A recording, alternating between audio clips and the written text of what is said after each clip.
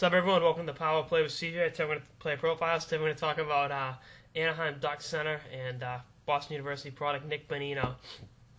Guy I had the privilege to watch play. Countless occasions during his 3 years as a Terrier. Got to see him play twice in New York.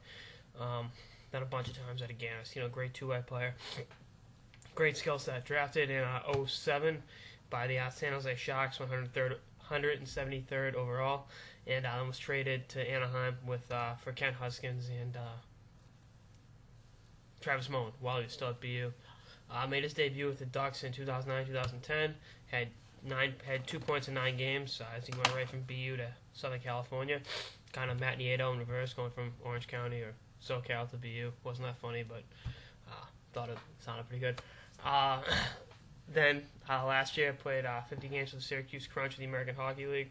Had 45 points in 50 games and no points in 26 games for the Ducks. Kind of disappointing. They looked upon him to have a big impact and it wasn't there. Then this year has 22 points in 19 games with the Syracuse Crunch and 15 points in 42 games with the Ducks. So he's really starting to produce on a consistent basis. And I think that's the one thing you got to need from a guy like that is consistency. Plus minus in the NHL. Hasn't been too bad.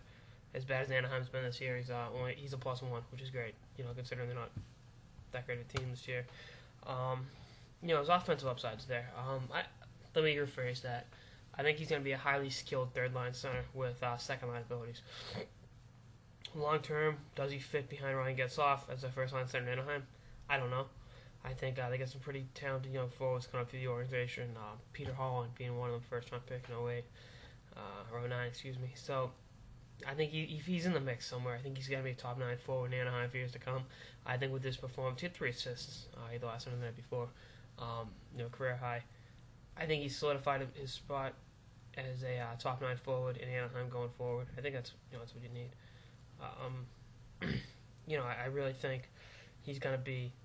I'm trying to draw a player comparison. I try not to anymore because I don't think it's fair to the player. I think it's fair to either player being compared. But a gritty playmaking offensive third line center is a commodity in the league. You really don't see that too often. I don't think he's going to be Patrice Bergeron. I think Bergie's two-way games outstanding, possibly the best in hockey. But I think he's going to be a good hockey player. I think he's going to make some money playing in the NHL, and he plays hard, can kill penalties, can win faceoffs, and he can contribute offensively. I think he'll have a role in the second power play unit going forward in Anaheim for the next bunch of years. He's still only 23 years old. He's still got room to grow, and I think he'll grow with that nucleus they have in Anaheim and really form a. They had a bad year this year, but I think he'll be back in due time, and I think he's going to be a big reason for their comeback, so to speak. So that's it for this episode of the Power Play with CJ Player Profiles on Anaheim Ducks center and BU product Nick Bonino. Oh, Bonino, number 13.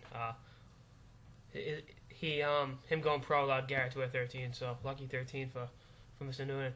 That's it for this episode of the Power Play with CJ Player Profiles on Anaheim Ducks center and BU product Nick Bonino. Stay tuned for more episodes throughout the season. Later, guys.